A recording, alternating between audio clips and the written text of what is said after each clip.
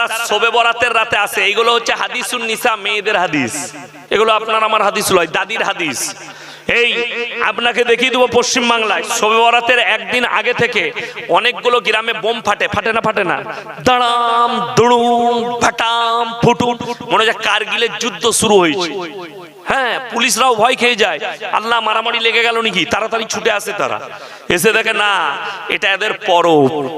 বড় কষ্টের বিষয়, আমাদের দেশের সনাতনী অমুসলিম ভাইরা তারা দেওয়ালিতে বোম ফাটায়, আপনি শবে বরাতে ফাটান, পার্থক্য কিছুই নাই।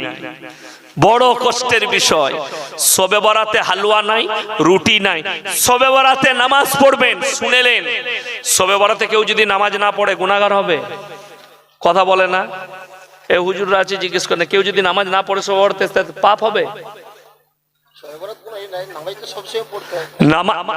শবে বরাতে কেউ যদি রাত্রে নামাজ না পড়ে গুনাহ হবে না। কেন? কেন গুনাহ হবে না? ওটা নফল নামাজ। কি নামাজ বললাম?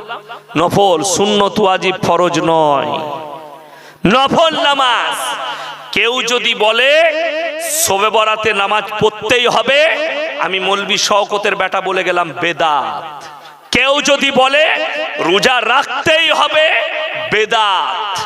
আপনি রোজা রাখলে নেকি আছে, না রাখতে পারলে কোনো রকমের কোনো অসুবিধা, পাপ নেই।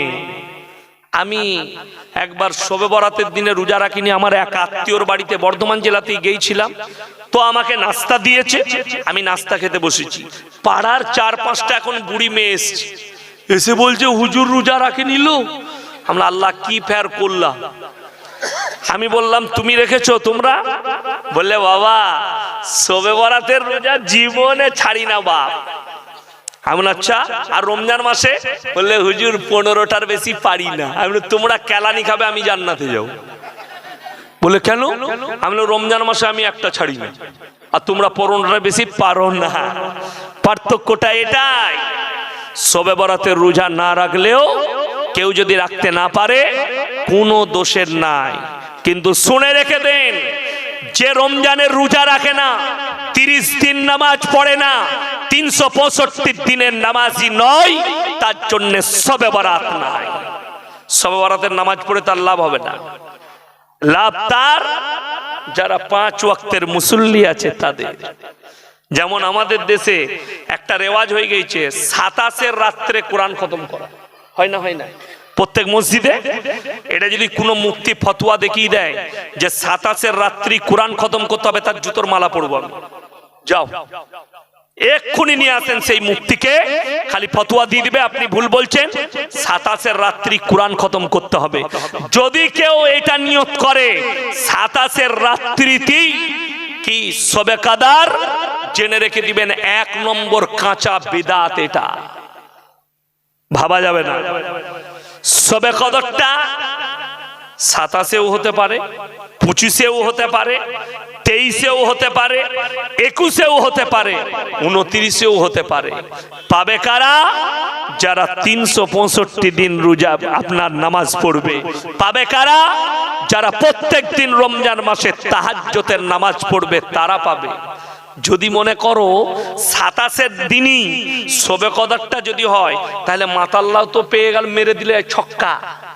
এই লোকগুলো কি ফুক্কা? এই যারা পুরো বৎসর নামাজ পড়লো এদের কোনো দাম নাই। তুমি হারাম করে একদিন নামাজ পড়ে কোনোদিন রোজা রাখে নাই। আমাদের বর্ধমানের কথা বলছি, বর্ধমানের বিখ্যাত মিষ্টি হচ্ছে মিহিদানা সীতাভোগ, ঠিক কি না? কথা বলেন? হ্যাঁ, মেদিনীপুরের অনেক লোক রাতের বেলায় ট্রেনে এসে নামে বর্ধমানে, দিয়ে বাড়ি আসে বাস ধরে, ওই স্টেশনের কাছে ওইখানে মিহিদানা সীতাভোগ কিনে ঘরে এসে বলে শালা বর্ধমানের লোক বাজেবে, এটা মিহিদানা হলো। তুমি তো আসল দোকানই কিনোনি। সব থেকে দামি দোকান হচ্ছে রাধা বল্লভ মিষ্টান্ন ভান্ডার। 1 কিলো সীতাভোগের দাম 550 টাকা কিলো। মুখে দিবেন মিলিয়ে যাবে। 1 কিলো মিহিদানার দাম 550 টাকা স্পেশাল। কি বুঝলেন?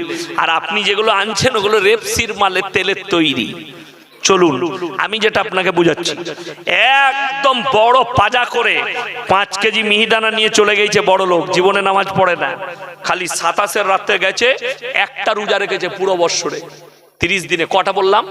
এটা আমি মিথ্যা বলিনি। একটা বড় লোক একদম 5 কেজি মিহিদানা নিয়ে গিয়ে ইমামের পেছনে তারাবি পড়লো, সেই দিনে 27 খতম হচ্ছে, কি বুঝলেন? আর দোয়া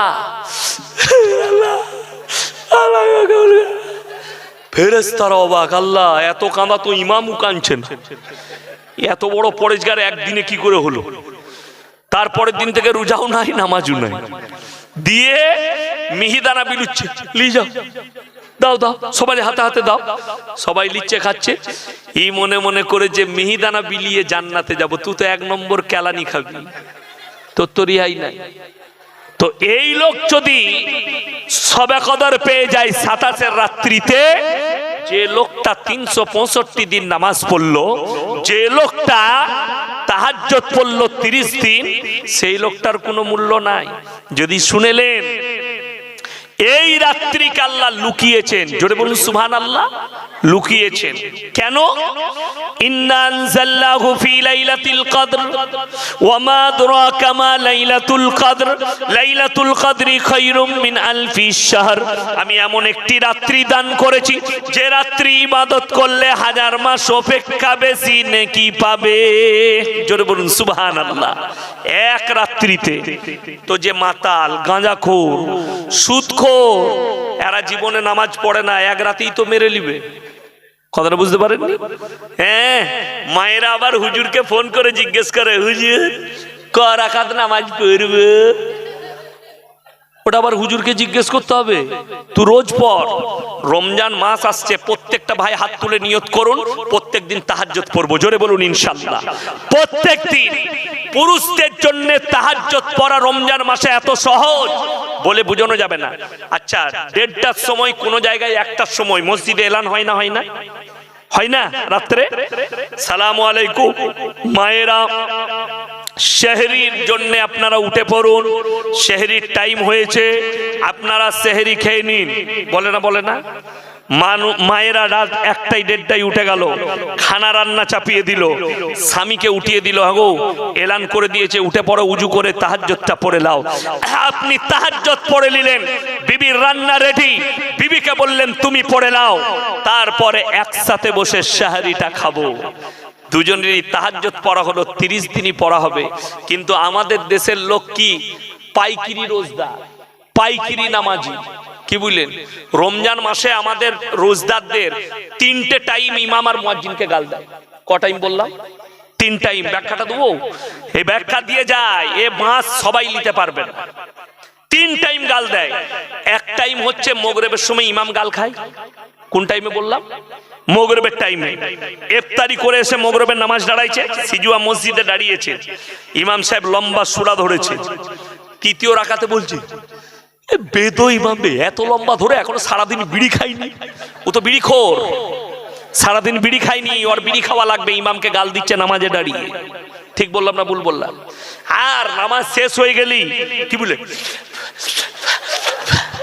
বিড়ি চলছে, মসজিদের গেটের সামনে বিড়ি খাচ্ছে। আমি বললে খারাপ বলবি, শুনে আরো দিদি। আর দ্বিতীয় নম্বর কি, তারাবির সময় ইমাম সাহেব, হাফেজ সাহেব যদি একটু আসতে পড়ে, কুদাকার হাফেজ আল দিবে, স্পিরিট নাই যে। যদি হাফেজ সাহেব 2 ঘন্টা লাগিয়ে দেয়, তারপরের দিনই মুসল্লি কমে যাবে। ঠিক বললাম না ভুল বললাম? এটা বাস্তব বলছি। এমন পড়তে হবে যেন ফেরেশতারাও খুঁজে না পায় মাল পড়ছে কোথায়। ওই রকমই তারাবি আমাদের হয়তো। এই যারা বাবাজি আছেন, নিজের বুকে হাত দিয়ে চিন্তা করুন, আমরা যখন রুকু করি হাফেজরা আল্লাহু আকবার, সুবহান রাব্বিয়াল আযীম, সুবহান রাব্বিয়াল আযীম, সুবহান রাব্বিয়াল আযীম, সামি আল্লাহু লিমান হামিদা, তখন বেশিরভাগ মুক্তাদির একবারও হয় না। ঠিক বললাম না ভুল বললাম? সুবহানাল্লাহ বলতে বলতে মাল উঠে পড়েছে। নিজের হৃদয়কে জিজ্ঞেস করুন, আমি বলবো না, দিলকে। তুমি বলতে পারলে না? মসজিদের নামাজিরা 5 ওয়াক্তের নামাজিদের অর্ডার চলবে। যারা জীবনে কোনোদিন আসে না তাদের কথা মানা যাবে না। যারা 5 ওয়াক্তের নামাজি, ধীর স্থির ভাবে পড়বেন, 2.5 ঘন্টা লাগুক, কিন্তু তারাবিটা তারাবির মতো হতে হবে, নামাজটা নামাজের মতো ধীর স্থির ভাবে। কোরআন বলছে, কোরআন যদি কেউ পড়ে এক একটা হুরুফে 10টা করে নেকি পাবে। জোরে বলুন সুবহানাল্লাহ। কোরআন যে শুনবে সেও নেকি পাবে 10টা করে। জোরে বলুন সুবহানাল্লাহ। তো তুমি যদি কোরআন না বুঝতে পারো, ঘোড়ার ডিম পাবে কেন ঘোড়ার ডিম বললাম? ঘোড়ার ডিমই হয় না তো ওইটাই পাবে তুমি। কষ্টের বিষয় মুসলমান, শুধু মুখে বলে দিলে হবে না মুমিন হয়ে গেছি, তোমার আখলাকে চরিত্রে মুমিন হতে হবে, ব্যবহারে নামাজটাকে নামাজের মতো করে পড়ুন। আর একটা টাইম গাল দেয় মুয়াজ্জিনকে, তৃতীয় নম্বর, সেটা হচ্ছে সাহরির সময়। যখনই এরপর হেঁকে দিলে আর মাত্র 3 মিনিট বাকি আছে, কি করলে বিড়িটা দিয়ে তাড়াতাড়ি সালা মুয়াজ্জিনে খেয়ে দে কাজ, ওই টাইমে গাল দেয়। ওই সময় মুয়াজ্জিন খায় 2 টাইম, এক টাইম হাফেজ সাহেব খায়, এক টাইম ইমাম খায়, 3 টাইমে গাল দেয়। আপনাদেরকে বলে দিই, কাঁচা পেঁয়াজ খেয়ে মসজিদে যাওয়া যাবে? এক কথা বলেন না, যাওয়া যাবে না। কেন? কেন নিষেধ করলেন নবীজি? মুখের গন্ধ বেরুবে, মুখের দুর্গন্ধ বেরুলে আমার পাশের মুমিন কষ্ট পাবে। নবীজির হাদিস, তোমরা মুমিন ততক্ষণ হতে পারবে না তোমার পাশের ব্যক্তি যতক্ষণ পর্যন্ত তোমার কাছ থেকে সেফটি নয়। ইনি আমার পাশে নামাজে দাঁড়িয়েছে, আমি কাঁচা পেঁয়াজ খেয়ে এসেছি রাত্রে ফজরের সময়, আমার মুখের দুর্গন্ধে ইনি কষ্ট পেলেন, নবীজি নিষেধ করলেন কাঁচা পেঁয়াজ খেয়ে মসজিদে যেও না। এরপর শুনেলেন যারা বিড়ি খোর, সিগারেট খোর, গুটকা খোর, বিড়ি সিগারেট গুটকা খেলে মুখে আতরের মতো সেন করে তো নাকি? হ্যাঁ, বললে দোষ হয়ে যাবে। এ হুজুরকে জিজ্ঞেস করছে, হুজুর বিড়ি সিগারেট গুটকা খাওয়া কি? হুজুর বললে মাকরুহ। তার মানে মালটা চলবে, তবেই তো তুমি চালাচ্ছ। হুজুর মাকরুহ বলে দিয়েছে, তুমি খাচ্ছ, তাহলে হুজুর খেলে দোষ কোথায়? কথা বুঝতে পারেননি? তুমি খেলে হালাল। এখন যদি আমি স্টেজে বলি আমার মুখটা ভালো লাগছে না, একটা ক্লাসিক সিগারেট নিয়ে তো, আপনারা বয়ান শুনবেন, পেছনে বলবেন এক্ষুনি এইখান থেকে বলবে একে একে নিয়ে এলোবে দাউদ দিয়ে, স্টেজে সিগারেট খাচ্ছে, আমি খেলে হারাম, তুমি খেলে মাকরুহ। পানির বোতলটা দেন তো, একটা পানির বোতল দেন। এই তো, এই যে বোতলটা দেখতে পাচ্ছি, আমি পানি চাইলাম, দিল।